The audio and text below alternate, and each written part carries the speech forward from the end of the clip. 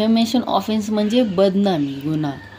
बदनामी, एखाद्या व्यक्तीची बदनामी करणं, सोशली पब्लिकमध्ये त्याची रेप्युटेशन खराब करणं, पब्लिश करणं खोटे statement by Twitter, by WhatsApp, any online post किंवा बोलून लिहून जर त्या व्यक्तीची बदनामी करत असेल तर ते येतं डिफेमेशन ऑफेन्समध्ये.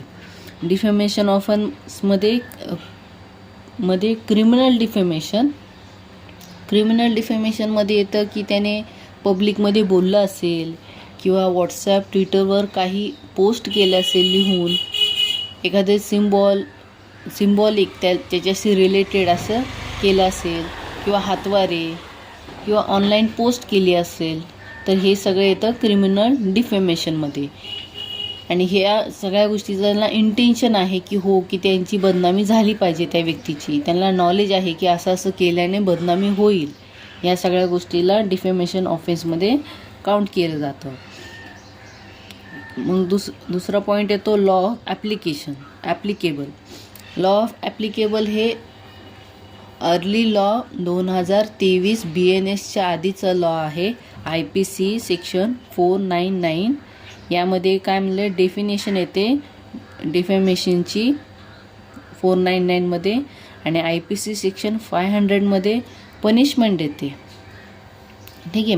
आणि आता प्रेझेंटमध्ये 2023 नंतरचा जो लॉ आला आहे तो BNSमध्ये आला आहे. यामध्ये नियम डेफिनेशन सेम आहे, फक्त बदलले ते सेक्शन बदललेत. ठीक आहे.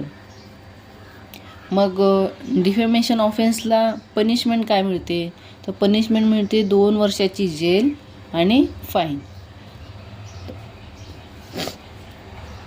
तर ह्याच्यामध्ये कोणते गुन्हे काउंट केले जातात, तर moral of character, professional life, socially standing, credit वर्थनेस, एखाद्याचं कॅरेक्टर किंवा प्रोफेशनल लाईफला हार्म करणं सोशली स्टँडिंग घेऊन. 5वा टॉपिक आहे नॉट ऑफेन्स. आता कोणते ऑफेन्स हे डिफेमेशन ऑफेन्समध्ये येत नाहीत, तर एखाद्याने खरं बोललं पब्लिकच्या चांगल्यासाठी, स्पोक फॉर पब्लिक गुड्स, एखाद्या चांगलं म्हणजे खरं बोललं पब्लिकच्या म्हणजे लोकांच्या हितासाठी जर खरं बोललं असेल पब्लिकमध्ये तर ते ऑफेन्समध्ये येत नाही. ओपिनियन ऑन पब्लिक सर्वंट, जर पब्लिक सर्वंट हा जर काही चुकीचे गोष्टी करत असेल तर त्याच्यावर ओपिनियन देणं हे डिफेमेशनच्या ऑफेन्समध्ये येत नाही. ओपिनियन ऑन पब्लिक परफॉर्मन्स म्हणजे ॲक्टर्स वगैरे ह्यांच्यावर जर कोणी ओपिनियन्स देत असेल पब्लिकली तर ते डिफॉमेशन ऑफेन्समध्ये येत नाही. आणि 4था आहे प्रोटेक्शन ऑफ ओन इंटरेस्ट. स्वतःच्या बचावासाठी जर कोणी पब्लिकली खरं बोलत असेल किंवा एखादी स्टेटमेंट देत असेल तर ते डिफेमेशन ऑफेन्समध्ये येत नाही. आता डिफेमेशन ऑफेन्स हा एक क्रिमिनल पण आहे आणि सिव्हिल पण आहे.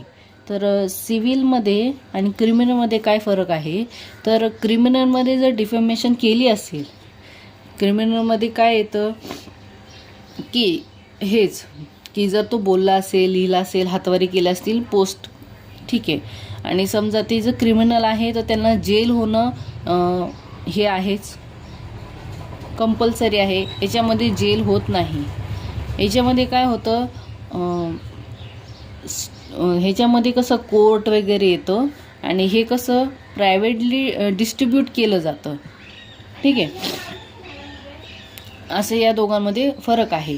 आणि ह्याच्यामध्ये फाईन आणि जेल हमखास होणार आणि इथं कसं भरपाई देऊन कंपेन्शन देऊन तो व्यक्ती सुटू शकतो. सिव्हिल आणि क्रिमिनलमध्ये हा फरक आहे. तर याची प्रोसेस कसे करते, याची प्रोसेस म्हणजे डिफेमेशन ऑफेन्सची प्रोसेस की त्याचं इंटेन्शन चेक केलं जातं आणि मग विटनेस आणि पुरावे जमा करून मग त्याच्यावर ती कारवाई केली जाते.